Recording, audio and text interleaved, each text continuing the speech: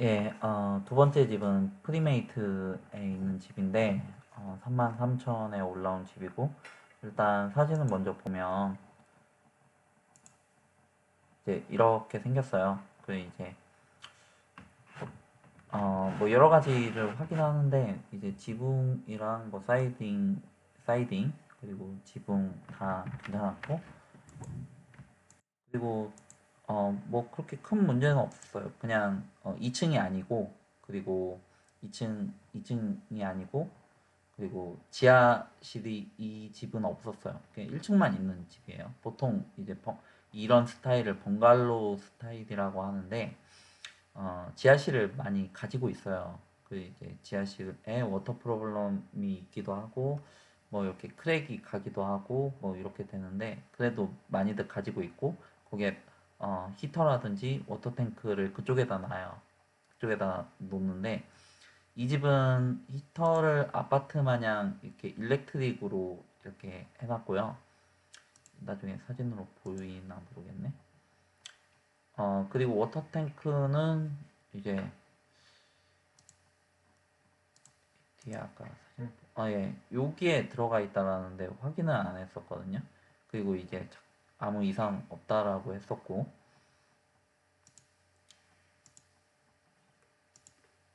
이 이상이 없다라고 하면은 이제 거기에서만 끝나는 게 아니라 이제 보통은 이제 홈 인스펙션을 해요. 그 이제 집을 그 포제션 전에 그러니까 저희가 그 이 집을 계약을 하고 계약을 할 때 이제 어떻게 얘기를 하냐면 이제 이 집을 저희 이름으로 이제 저희가 리얼터랑 같이 가가지고 이제 이 집을 검사를 해요. 확인을 해요.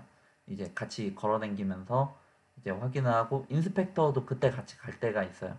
그러면은 이제 이 집이 검사를 하면서 이제 그때 이제 뭐 워터 탱크도 문제가 없고 뭐 펄렌스도 문제가 없다라는 거를 이제 문제가 없어야 이제 내가 이 집을 사는 거다라고 계약서에 명시를 하는 거예요.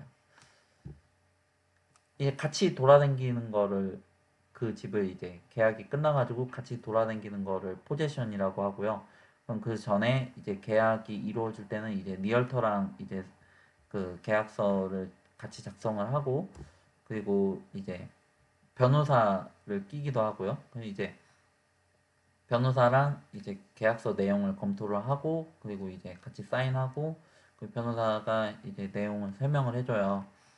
설명을 해주고 이제 넣어야 될 분들을 좀 넣고 그런 다음에 이제 법적으로 이제 어, 이 집이 누구 소유해서 누구 소유로 간다. 그 랜드 사이즈는 어떻게 되고 뭐 특이한 사항이 어떤 점이 있으면 뭐 이런 것들을 다 명시를 하는 거예요. 그래서 그런 과정을 거치는데 그래서 이제 만약에 리얼터가 이거 뭐 아무 문제가 없다라고 얘기를 하면은 그러면은 이제 포지션을 할 때 뭐 정확히 확인을 하는 거예요. 계약서 상으로는 이제 아무 문제가 그 인클루드에 펄렌스랑 뭐랑 이렇게 포함이 돼 있다라고 하면 그러면은 그럼 이제 그 포지션 데이트에 저희가 집을 확인하고 넘겨받는 날에 그때는 확실히 작동이 되어야 돼요.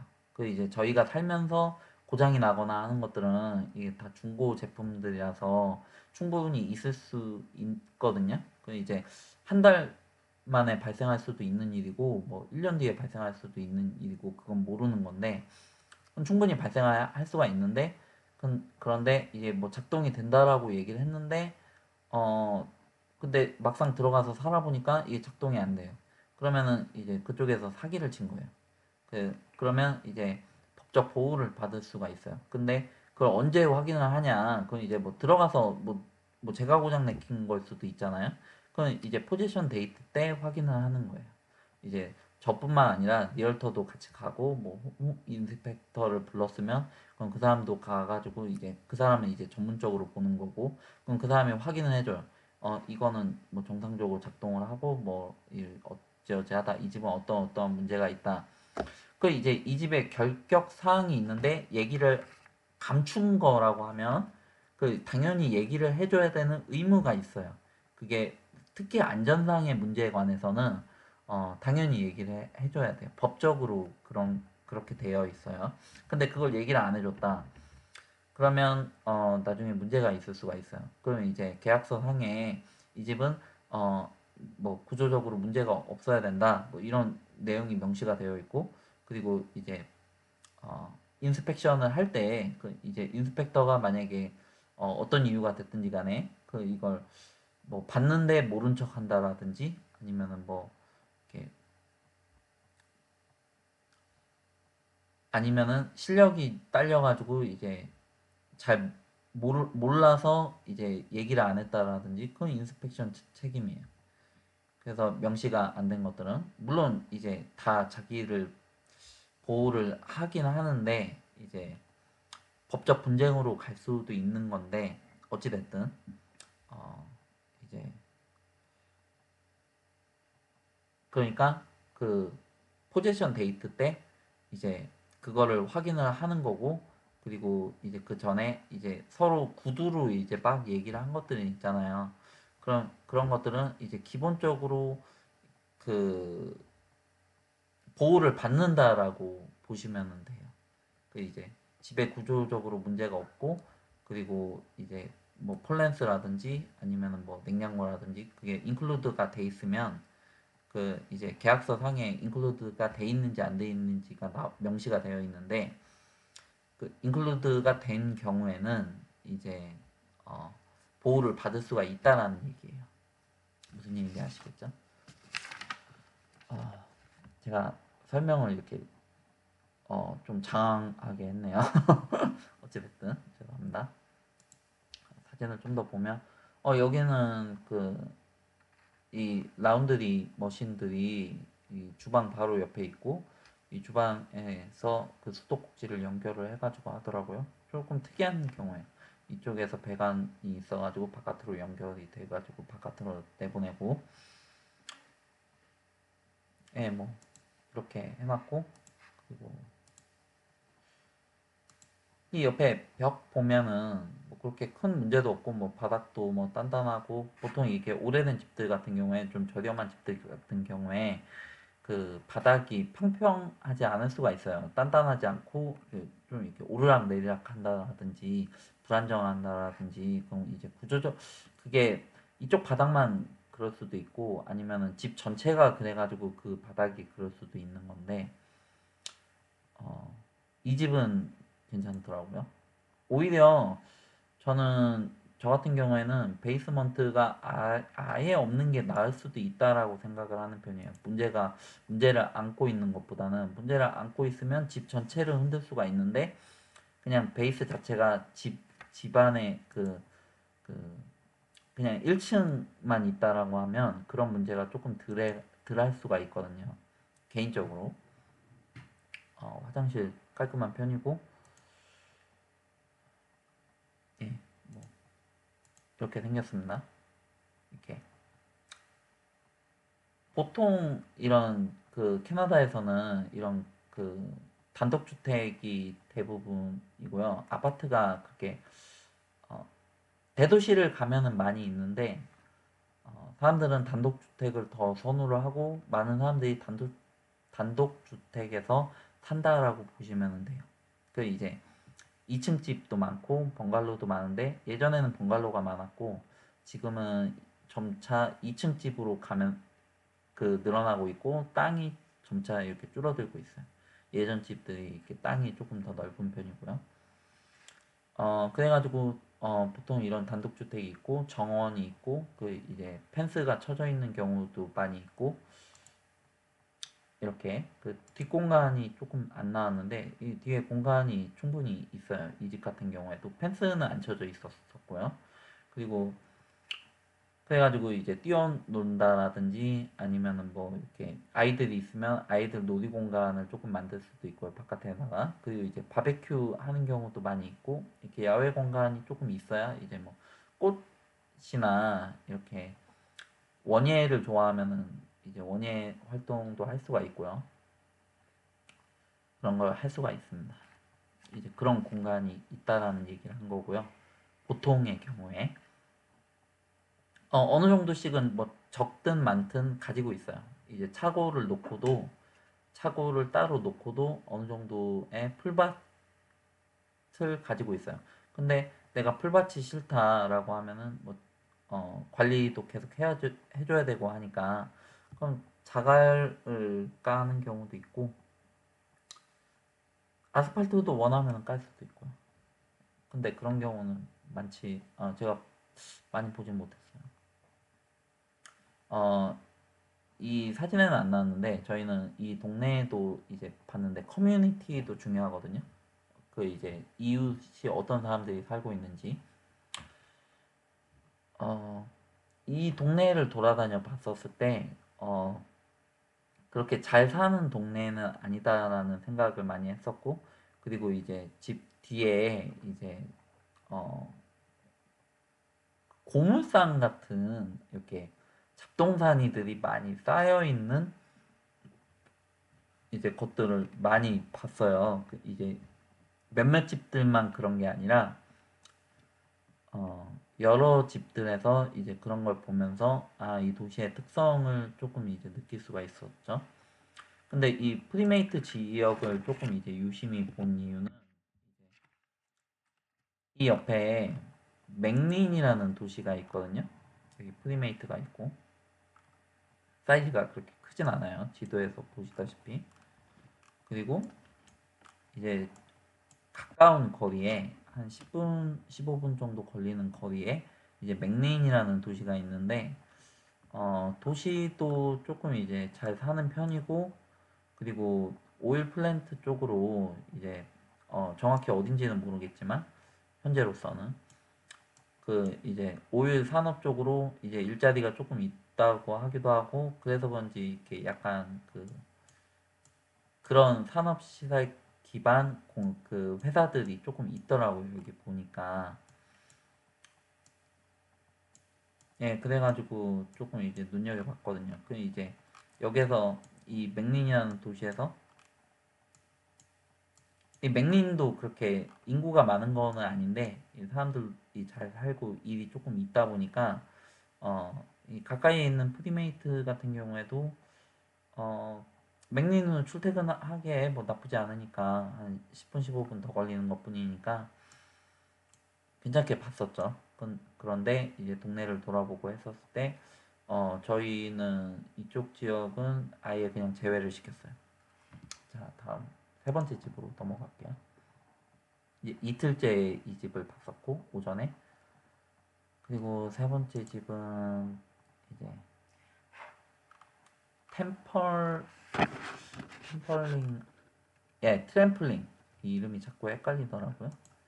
이제 트램플링 레이크라는 곳인데 약간 떨어져 있어요. 저희가 봤던 지역들 중에서는 그래가지고 한참 이제 차를 타고 이제 가고 또 가고 비포장도 가고 강도 건너고 뭐 이렇게 갔는데 이제 이 프리메이트라는 곳에서 이제 맥린을 갔다가 맥린에 그 주유소가 하나 있는데 이제 주유소에서 기름을 넣고 이제 안에서 계산을 하려고 하니까 한국 분이 계시더라고요. 그 이제 캐나다 그 시골 쪽 주유소나 이렇게 숙박업이나 주유소를 하시는 한국 사장님들이 많이 계세요. 그 이제 그분도 그 사장인지 아니면 알바 하시는지 정확히는 모르겠는데 되게 반가워 하시더라고요. 그 이제 한국 분을 굉장히 좀 오랜만에 보시나 봐요. 어찌됐든 거기에서도 일자리를 그 사람을 구하고 있고 그 이제 그 주유소에서 그리고 그 주유소에서도 이제 한국 분이 계셨다. 그리고 이제 캐나다 시골에는 주유소라든지 숙박업을 하시는 한국 분들이 많이 계시다. 이 점을 좀 말씀을 드린 거고요. 이제 이 맥린에서 이제 유나이티라는 이곳을 거쳐서 이제 밑으로 쭉 내려와 가지고 이제 그 사이에서 이제 이 314번 도로 이 비포장 도로예요. 자갈이 이렇게 쫙 깔려 있는데 이 도로를 타고 이제 트램펄링 레이크라는 곳을 간 거죠. 가서 이제 동네를 돌아다녀 보니까 많이 시골스럽고 많이 한가롭다라는 느낌을 많이 받았었고, 그 이제 리얼터를 만나서 이제 이 도시의 특색에 관해서 물어보니까 오일 플랜트라든지 그 이제 농장이라든지 그런 게 많지는 않다라고 하더라고요. 오일 플랜트 쪽은 아예 없고, 뭐 그렇다고 주요한 관광지가 있는 것도 아니고, 그리고 이제 약간의 농장 주인들이 이제 이 지역에서 살고 있다라고 얘기를 하더라고요. 이 집 굉장히 좀 인상적이었는데, 오너가 사진으로 봤었을 때는 굉장히 나이스해요. 그래가지고 저희가 이 집을 굉장히 유심히 봤는데, 어, 뭐 덧붙여서 얘기를 하면 아무 문제 없어 보이죠? 그런데 이제 이 사진은 오래전 사진이고, 이제 리얼터가 저희가 오기 직전에 조금 언급을 해줬는데, 집이 조금 오랫동안 방치가 되어 있다. 그래가지고 이제 와가지고 보고 나서 사진이랑 너무 달라가지고 실망을 할까봐 미리 이렇게 언급을 하더라고요. 그래서 이제 어찌됐든 저희가 뭐 안 보는 것보다는 가보기로 선택을 해가지고 가서 봤는데, 뭐 이 집도 뭐 생각보다는 나쁘지 않았어요. 근데 이게 리스팅 프라이스는 35,000인데 저희가 이 집을 만약에 오퍼를 넣으면 이제 한 10,000불에 오퍼를 넣을 생각이에요. 만약 넣게끔 되면. 만불이 뭐냐, 5,000불에 일단 넣어보고, 그리고 한 10,000불까지, 그리고 잘하면 한 15,000불? 근데 15,000불까지는 안 갈 것 같아요. 만약 그쪽에서 이제 노라고 하면 그냥 저희도 알겠다라고 하고서는 이 집 그냥 빈집으로 방치를 하게끔 되면 그 유지보수 비용이 아무래도 들어요. 근데 이제 아예 빈집으로 방치를 했다라고 하는데 적어도 세금이라도 들거든요. 이 지역이 세금은 저렴하거든요. 그래서 저희가 좀 긍정적으로 봤었는데, 근데 이제 아무래도 세금이라도 들고, 그리고 이제 집을 뭐 렌트라도 하거나 아니면 팔거나 하려면은 히팅도 좀 겨울철에도 히팅을 유지를 해줘야 되고, 그리고 전기도 끊으면은 조금 이제 불리한 점이 있고, 아예 안 된다라고 얘기하기는 좀 어렵지만, 윈터라이즈는 그냥 물을 끊는 거는 많이들 하는 편인데, 안 하면은 바로 이렇게 물이 잘 나오는지 어쩐지를 확인해 볼 수가 있으니까 바이어 입장에서는 조금 이제 마음이 좀 편한 면이 있죠. 어찌됐든 이 집은 그냥 말 그대로 방치한 거예요. 그래가지고 이제 집주인이 리얼터 얘기로는 이제 집주인이 너무 많은 집을 관리를 하다 보니까 이 집이 좀 이렇게 관리가 안 되는 면이 있다, 뭐 이렇게 얘기를 하더라고요. 근데 이제 집 뒤에 바로 이렇게 쓰러질 만한 건물이 하나 있었고, 그리고 이제 방치를 해가지고 정확히 뭐 히팅이 되는지, 폴렌스가 제대로 작동을 하는지, 워터탱크가 제대로 작동을 하는지, 뭐 이런 거를 확인을 할 수 없는 상황이었어요. 그래가지고 어 그런데 이제 뭐 지붕은 그냥 이렇게 조금 낡았지만 쓸만하고, 뭐 사이딩 문제 없었고, 그리고 구조적으로 그 이렇게 좀 단단하더라고요. 그 이제 바닥 같은 데가. 그리고 벽이라든지 그 2층을 또 봤는데 2층도 뭐 별 문제 없고 그렇게 큰 문제가 없더라고요. 그 이제 지하실에 크랙이 좀 있었고, 그리고 이제 어 좀 있었고, 그리고 히팅이랑 워터탱크나 뭐 이런 점들이 뭐 정확히 잘 작동한다 이걸 확인을 할 수가 없었는데, 그럼 이제 그 얘기는 역으로 얘기를 하면 그만큼 이제 가격 협상 면에서 유리할 수가 있다라는 점을 저희는 조금 이제 눈여겨본 거예요. 이게 35,000원이지만 훨씬 많이 깎아도 그쪽에서 응할지도 모른다라는 거예요. 무슨 얘기인지 아시겠죠? 그래서 투자 목적으로, 그리고 저희가 사는 데 있어서는 뭐 큰 문제 없으니까, 만약에 5,000불 만불이라고 하면 이제 그쪽에서는 그냥 이렇게 계속 돈 다만 얼마라도 돈이 나가고, 이제 방치가 되면은 이제 계속 가다 보면 이제 폐가 쪽으로 갈 수도 있거든요. 아무도 그 살려고 하지 않아서. 근데 그런 것보다는 다만 만보이라도